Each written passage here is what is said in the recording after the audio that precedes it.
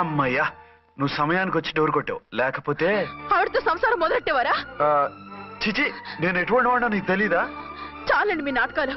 బాబుకి బాబులు యాక్ట్ చేసి రమ్మంటే దానికి మొగుళ్ళు యాక్ట్ చేసి వస్తారా? అంటే బాబుకి అనుమానం రాకుండా ఉండాలని. ఏ దాన్ని వాటేసుకుని ముద్ర పెడితే గాని వాడు నమ్మనన్నాడా? బిడ్డ తల్లిని కూడా చూడకుండా సొంత దొరికిందని గుండెలకు హత్తుకుని చిచిచి మగబుద్ధి పోల్చుకున్నారు కాదు. అదే మన శోభన ఏంటి ఇలాంటి టెంప్టింగ్లు ఉండేవి కావు కదా.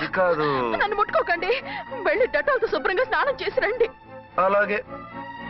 అసలు ఈయన నమ్మి పంపడం నాది బుద్ధి తక్కువ. 48 గంటలైనా అచ్చిన మొగుడు ఇంటికి రాలేదు, ఝాన్సీ మొగుడు బయటికి పోలేదు. ఆ డెఫినెట్ గా 2 in 1 గడే. నేను చెప్పిన కదా బాయ్, వాళ్ళిద్దరు ఒక్కటేనని. ఇంకెంత 24 గంటలే కదా. ఆడొచ్చాడా సరే సరే, లేకపోతే ఆడి బండారం బయట పెట్టేసి వాళ్ళ కాపురాలు కూల్చేద్దాం. అమ్మ దొంగన విలన్స్ లారా, ఇంత పెద్ద మ్యాప్ వేస్తున్నారా? చెప్తా మీ పని చెప్తా. హలో, నేను సార్ రామకోటిని. Hello sir. అయ్యి బాబోయ్, మళ్ళీ నన్ను సార్ అంటున్నారండి సార్. నేను మీ కానిస్టేబుల్ సార్. రామకోటిలా కోటి సార్లు చెప్పాలా సార్? అర్థమైంది సార్. 2 టౌన్ మేడం గారు పక్కన ఉన్నారా సార్? అవును సార్. మేటర్ చెప్పండి. ఆ కిర్లోస్కర్ గారు మురారి గారు మీ పచ్చని కాపురంలో వెచ్చని బాంబు పెట్టారు సార్. బాంబా? ఏంటో వివరంగా చెప్పండి సార్. మై గాడ్, అయితే ఇప్పుడే వచ్చేస్తున్నాను. ఏంటండి ఏమైంది? మా స్టేషన్ లో 2 టెర్రరిస్టులు బాంబులు పెట్టారంట. నేను వెంటనే వెళ్ళాలి. బాంబులు పెడితే పారిపోవాలి గాని వెళ్తానంటారేమిటండి? నేను వెంటనే వెళ్ళి వాటిని తీయాలి, లేకపోతే చాలా డేంజర్. వెళ్తే మీకు డేంజర్ కదండి. ఇదిగో అరగంట గ్రేస్ టైం ఉంది కదా, నాకేమవదు, ఇప్పుడే వచ్చేస్తాను. వద్దండి ప్లీజ్. ఏమండి నాకేమవదు, చెప్పేది వినండి. వచ్చాక వింటాను. వద్దండి, వెళ్ళకండి. నా మాట విను. అక్కడ చాలా డేంజర్. ఏమండి? అరే ఏం ఝాన్సీ, నీ మొగుడు ఎడుకో ఉరుకుతుండు. ఎవరో టెర్రరిస్టులు స్టేషన్ లో బాంబులు పెట్టారు. అరే ఆయన బయటకెళ్తే ప్రాణగండం కదా. ఆయనకి ప్రాణగండం అని మీకెలా తెలుసు? అదే బాంబులు అంటున్నారు కదా, పేలితే డేంజర్ అని మన ఉద్దేశం. అదే నాకు భయంగా ఉంది. అర్జెంట్ గా మీరు అర్చన గారింటికి వెళ్ళకపోతే మీ సీక్రెట్ మొత్తం బయటపడిపోతుంది. అయితే నువ్వు పని చేయి. ఏంటి సార్? నేను అర్చన మొగుళ్ళో వెళ్తాను, నువ్వు నాకు డూప్ గా ఝాన్సీ భర్తలో వెళ్ళు. ఏంటి సార్ మీరు మాట్లాడేది? నేను మీ డూపా? మీ పోస్ట్ ఏంటి, నా పొజిషన్ ఏంటి? మీ హైట్ ఏంటి, నా షార్ట్స్ ఏంటి? మీ స్టైల్ ఏంటి, నా స్టమక్ ఏంటి? మీ పర్సనాలిటీ ఏంటి, నా మున్సిపాలిటీ ఏంటి? నా వల్ల కాస్త నేను నువ్వు ఇలా వెళ్ళవు, నీ షేప్ మారుస్తాగా. వద్దండి బాబు, రిస్క్ అయిపోద్ది. నేనున్నానుగా. మీరు ఎప్పుడు లేరు, సినిమా బిగినింగ్ నుంచి ఎండింగ్ వరకు ఉంటారు. కమెడీ అని నా పరిస్థితి ఏంటి సార్? ఇదిగో మాట్లాడకుండా పద.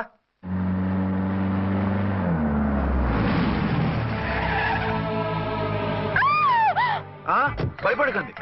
భర్తని భయపెట్టాలే గాని భర్తను చూసి భయపడకూడదు. భర్త ఏంటి? ఆ కట్టు లోపల ఉన్నది మీ ఆయనే.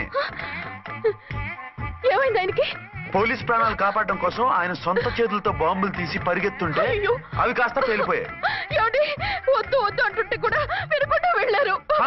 దూరం దూరం. ఈ సమయంలో ఆయన్ని వాటేసుకుంటే లోపల ఉడికిన వంకాయలా ఉన్న ఆయన బాడీ బర్స్ట్ అయి బతకడం కష్టమని అపోలో డాక్టర్స్ ఆవేదనతో చెప్పారు. ప్రాణగంట ఉందని చెప్పినా వినిపించుకోకుండా వెళ్ళారు. చూసారా ఎంత ఘోరం జరిగిపోయిందో. అదే మీ పసుపు తాడు సైకిల్ చైన్ లా గట్టిది కాబట్టి ప్రాణాలతో బయటపడ్డాడు. పదండి లోపల తీసుకెళ్దాం. జాగ్రత్త. మెల్లగా మెల్లగా సార్. తంబి, ఈడి సింగిల్ కాదు డబలే. గంతేనంటావన్నా? ఎదురకుండా ఎవిడెన్స్ కనపడతాడే గంతేనంటావా అంట వింటయ్యా. వాళ్ళిద్దరు, వాళ్ళకిద్దరు, మనమిద్దరు.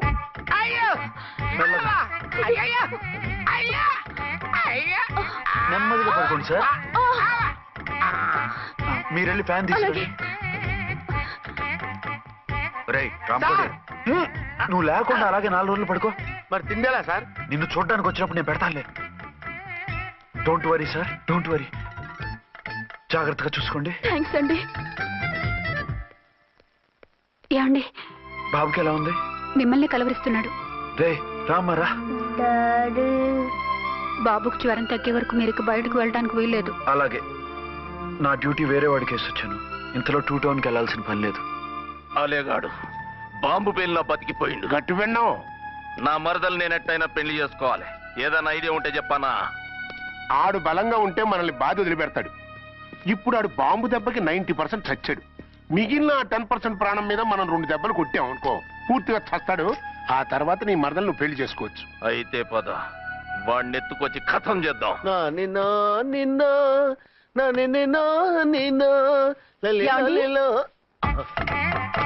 నా మాట వినకుండా వెళ్ళారు. ఇప్పుడు చూడండి ఎంత బాధపడుతున్నారో. లేవండి. లేస్తే పడుకోలేను. నేను పడుకోబెడతానుగా. లేవండి, జ్యూస్ తాగుదురు గాని. ఇప్పటికి 6 సార్లు తాగాను, ఇంకా నా వల్ల కాదు. అలా అనకండి, భోజనం లేదుగా, నీరసం వస్తుంది. పట్టండి. అయ్యో వద్దండి, వద్దండి. అండినా? అండి అన్నానండి, అనే ఉంటానండి. ఈ బాంబులు తాకిడికి ఎవరితో ఏం మాట్లాడుతున్నానో అర్థం కావట్లేదండి బాబోయ్. మీ మాటలో కూడా తేడా వచ్చిందే.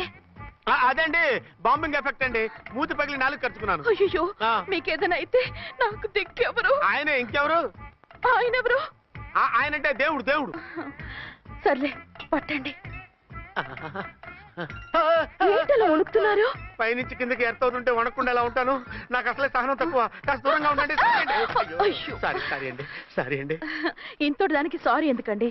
సారీ మార్చుకుని వస్తానుండండి.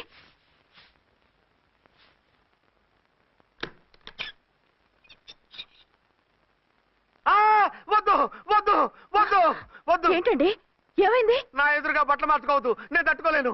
ఏ సిగ్గుగా ఉందా? లేదు, భయంగా ఉంది. భయపట్టు ఎందుకు?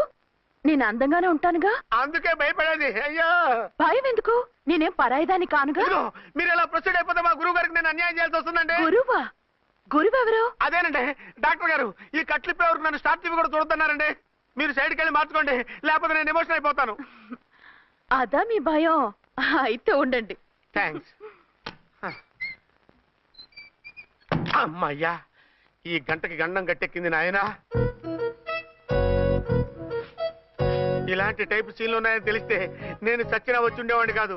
పరిస్థితులు ఇలాగే కొనసాగితే నేను కాలు జారటం ఖాయం. దేవుడు, కాలు జారటం ఖాయం. చిన్న పిల్లలు ఏంటి అరుపులు? కాసేపు ఓర్చుకోండి, అవే తగ్గిపోతాయి. పుసుగేసుకుని ఉంటారా దేవుడు?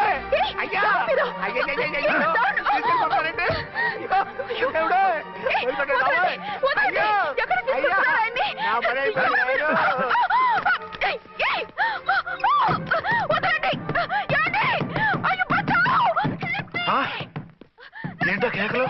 ఝాన్సీ గొంతులో ఉందండి. ఓరి నాయనో, ఆ దరిద్రుడు ఝాన్సీని చూసి అటెంప్ట్ ఏమైనా చేసేస్తున్నాడేమో.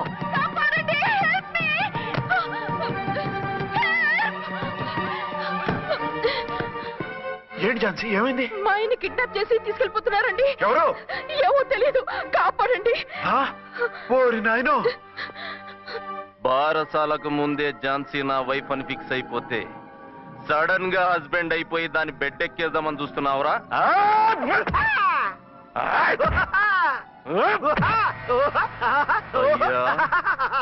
నేనింత సీరియస్ గా కొడుతుంటే వీడు కామెడీ లెక్క నవ్వుతుండేంది.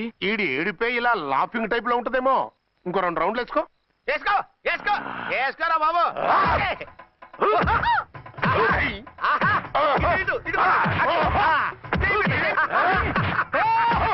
రాయ్, మీరు కూడా వచ్చి తలిగియండి రా వీణ్ణి.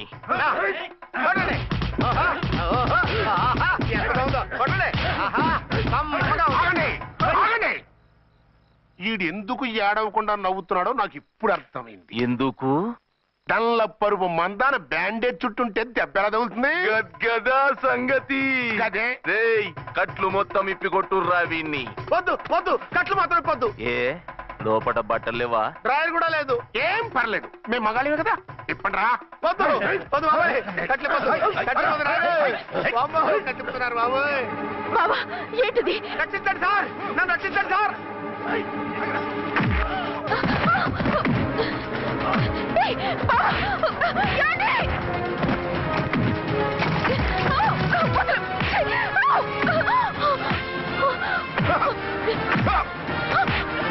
వద్దు, వద్దు, నన్ను చెప్పకండి బాబాయ్, వద్దు బాబాయ్. అయ్యో, నేను రాయో, నేను లేకపోతున్నానండి.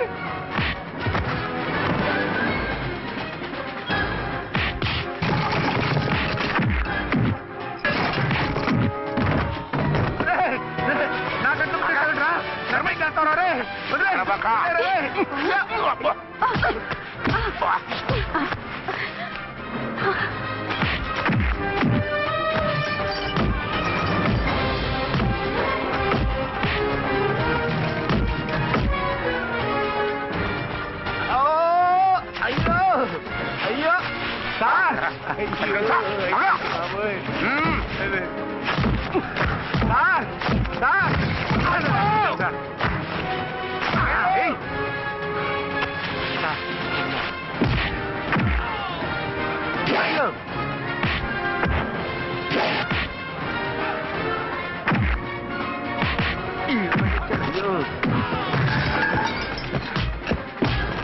సార్ రక్షించండి సార్. మొత్తం తీసేస్తాను బాబోయ్.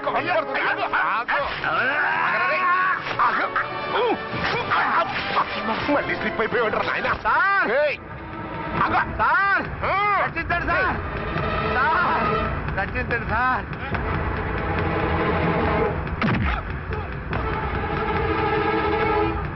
హాతికుందరే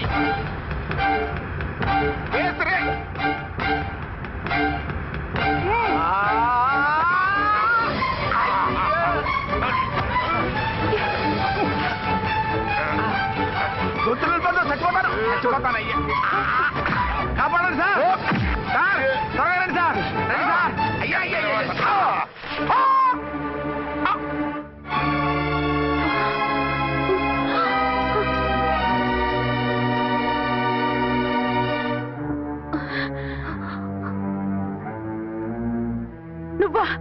నువ్వు వేషాలు ఎందుకు వచ్చావు? నన్నెందుకు మోసం చేశావు? సారీ, నిన్ను మోసం చేసిన వీడి కాదు, వారు. మా ఆయన ఎక్కడా? బైబిల్ మొత్తం చదివి ఏ సుప్రీం ఎవరని అడుగుతా వింటమ్మా. ఎంతకాలం నీ కొమ్మగుడు ఉన్నారనుకుని తెగ మురిసిపోయారు. కానీ మీరు కట్టుకున్నది పంచుకున్నది ఒకే ఒక మొగుణ్ణి, వారే వీరు.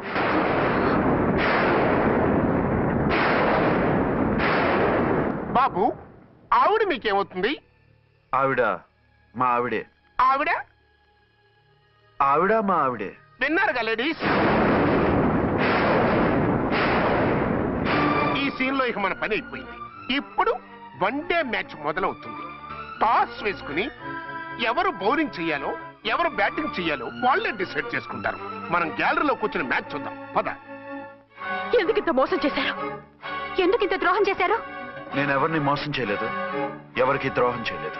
పాపం, విధి ఆడిన వింత నాటకంలో ఆర్టిస్ట్ అయి ఉంటాడు. చెప్పండి, ఒక పెళ్లి చేసుకుని నన్నెందుకు రెండో పెళ్లి చేసుకున్నారు? మీకు భార్యగా నేను సరిపోలేదా? ఆవేశపడకుండా నేను చెప్పేది వినండి. నువ్వు చనిపోయావు అనుకుని అందరూ కలిసి నాకు బలవంతంగా పెళ్లి చేశారు. ఆ విషయం నాకెందుకు చెప్పలేదు? పెళ్ళయిందంటే నేను చేసుకోనన్నా, చీకొడతానన్నా? నిజం దాచి పెళ్లి చేశారని నాకు మన పెళ్ళైన తర్వాత తెలిసింది. అప్పుడైనా మీరు చెప్పాలిగా, ఎందుకు చెప్పలేదు? చెప్తే నువ్వు మిమ్మల్ని వదిలేస్తానని భయపడి చెప్పలేదా? నన్ను వాడుకునే ఛాన్స్ మిస్ అవుతుందని చెప్పలేదు. Don't talk రబేష్. కొంతకాలం ఆగి చెప్తే చచ్చినట్టు పడుంటారు. ఎంచక్క ఇద్దరితోనూ సంసారం చేయొచ్చని ఆశపడ్డారా? అది కాదు అర్చన, నువ్వైనా నన్ను అర్థం చేసుకో. చచ్చిపోయాననుకుని తను చేసుకున్నారు అంటే మీ మనసులో నాకు స్థానం లేదు, నా మీద మీకు ప్రేమ లేదు. అదేం మాట అర్చన? ఎస్, నా మీద ప్రేమే ఉంటే పెళ్లి చేసుకుందామనే ఆలోచన మీకు వచ్చి ఉండేది కాదు.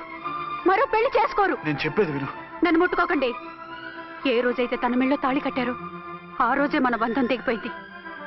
ఆ రోజే మీ అర్చన నిజంగా చచ్చిపోయింది. ఉండండి, తనతోనే ఉండండి, తన్నే భార్యం చేసుకోండి. నాకు కావాల్సింది శీలం చెడిన మగాడు కాదు, శీలం ఉన్న మొగుడు. Out out. బంగారం లాంటి మా సిఐ గారి కాపురాల్ని నాశనం చేశారు. రేయ్!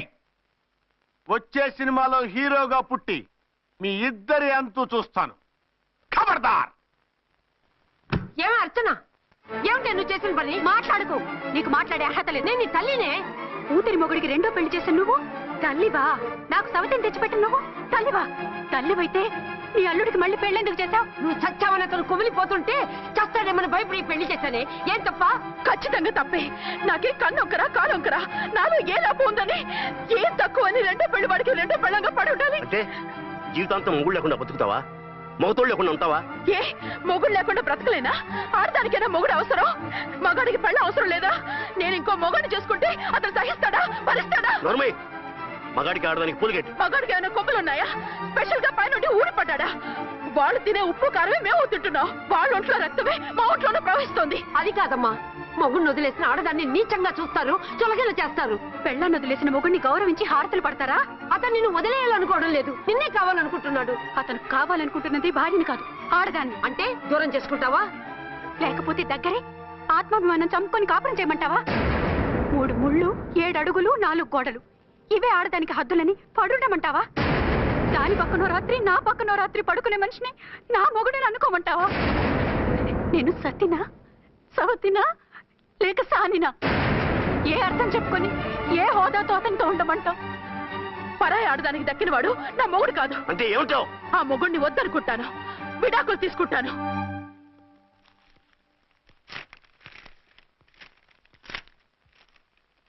ఏమిట్రాది? లాయర్ నోటీసులు. లాయర్ నోటీసులు ఎవరు పంపారు? నీ కోడళ్ళు. దేనికి? వాళ్ళకి విడాకులు కావాలంట.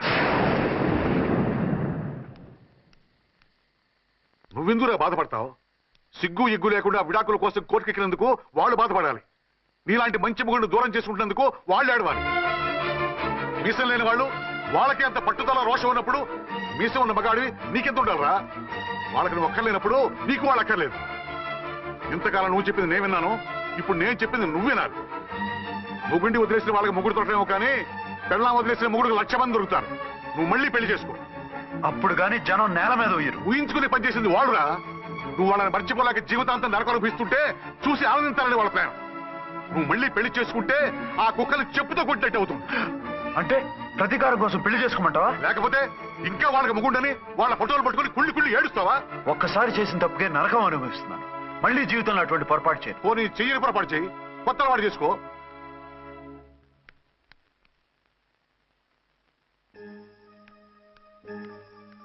ఇదిగో నాలాగా తాగుడు అలవాటు చేసుకో. బాధల్ని బాధ్యతల్ని మర్చిపో. పెళ్ళాలు వదిలేసిన మొగుడని అవమానం పడే కంటే గౌరవంగా తాగుబోతు అనిపించుకో. అలాగే తండ్రిగా ఆనందిస్తాను. తీసుకో.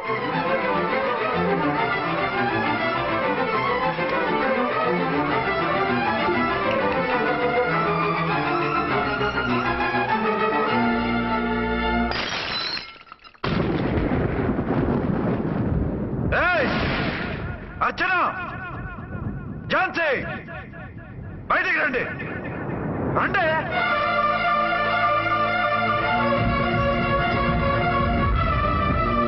भाई और बहनों, देखो, ये मेरा फर्स्ट पत्नी है.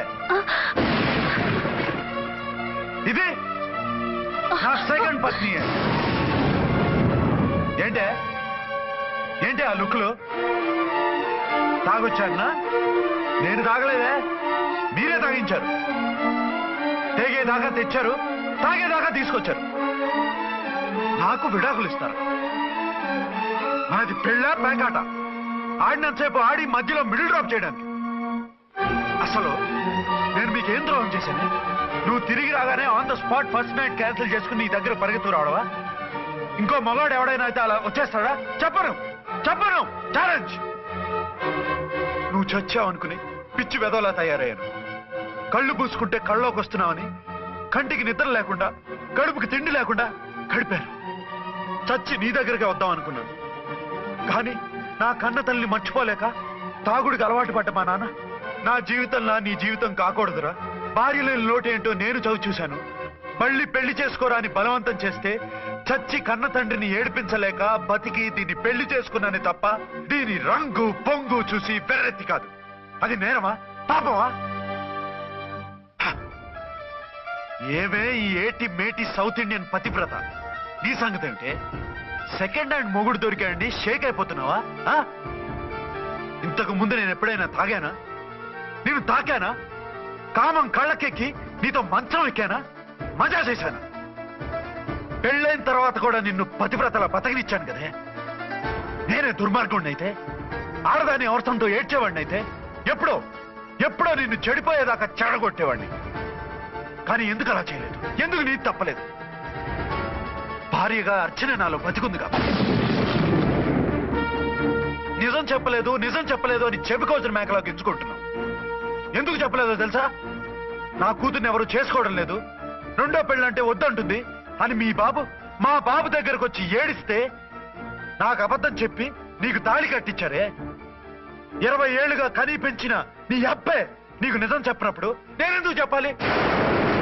అది బతికొచ్చిన తర్వాత మా వాళ్ళు నీకు నిజం చెప్పలేదని తెలిసింది.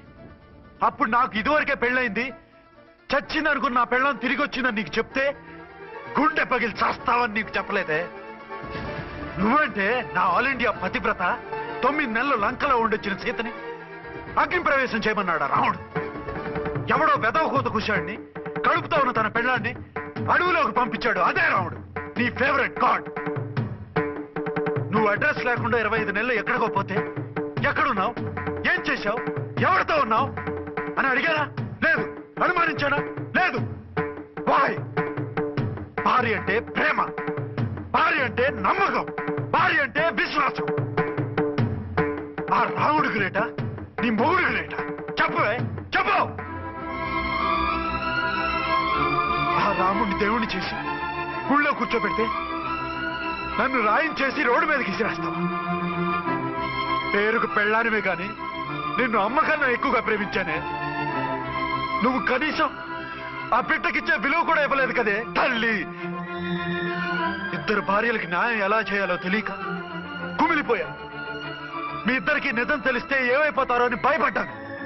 మీ కంట్లో నీళ్లు రాకూడదని మీరిద్దరు ఏడవలసిన ఏడుపు నేనేడ్చానే.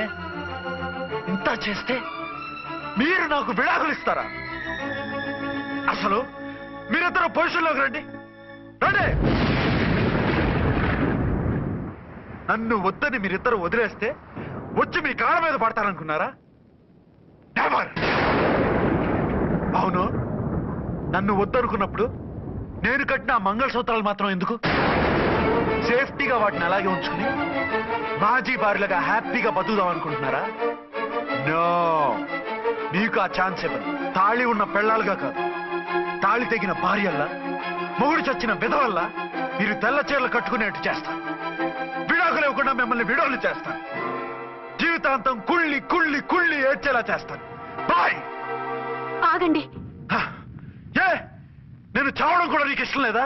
మీరు బతకాలి, నిండు నూరేళ్లు సుఖంగా జీవించాలి. మీ మీద ప్రేమ లేక కాదు, మీరంటే ఏంటో తెలియక కాదు. నా వల్ల మీకు ఝాన్సీకి అన్యాయం జరగకూడదని నేను మిమ్మల్ని అనుమానించాను, అవమానించాను. మీకు దూరం కావాలనుకున్నాను, విడాకులు కోరుకున్నాను. నేను మీకు భార్యనయ్యాను, మీ బిడ్డకు తల్లినయ్యాను. కొంతైనా మీతో జీవితాన్ని తృప్తిగా అనుభవించాను. కానీ ఝాన్సీ ఒక్క పసుపుతాడు తప్ప భార్యగా ఏమీ పొందలేదు. భార్యగా మీ జీవితంలో తనకి చోటివ్వండి. లేదక్క, అలా చేస్తే నువ్వు భర్తనే కాదు, బాబుకి తండ్రిని కూడా దూరం చేసిన దానివి అవుతావు. ఆయన మనస్ఫూర్తిగా ఇష్టపడి చేసుకుంది నిన్ను, ప్రేమించింది నిన్ను. ఆయన మనసులో నీకు తప్ప నాకు స్థానం లేదు. నువ్వు బలవంతంగా నన్ను భార్యని చేసినా మనిషిని సొంతం చేసుకోగలను గాని మనసును పంచుకోలేను. ఆ భార్య స్థానం ఎప్పటికీ నీదే. ఒకరి మీద ఒకరు ఇంత ప్రేమను పెట్టుకొని ఒకరి గురించి ఒకరు ఆలోచించి మీ జీవితాలని పాడు చేసుకోకండి. అక్క చెల్లెళ్ళలాగా కలిసిమెలిసి అతను సుఖపెట్టి మీరు సుఖంగా ఉండండి. క్షమించండి, నాకు భార్య అర్చనే కానీ ఝాన్సీ కాలేదు. అవునా? ఆయన ఎప్పటికీ శ్రీరామచంద్రుడిలాగానే ఉండాలి. ఆ రాముడికి సీత ఒక్కటే, ఆ సీత అక్కే. మరి నీ బతుకు? నేను మళ్ళీ పెళ్లి చేసుకుంటాను. నా గురించి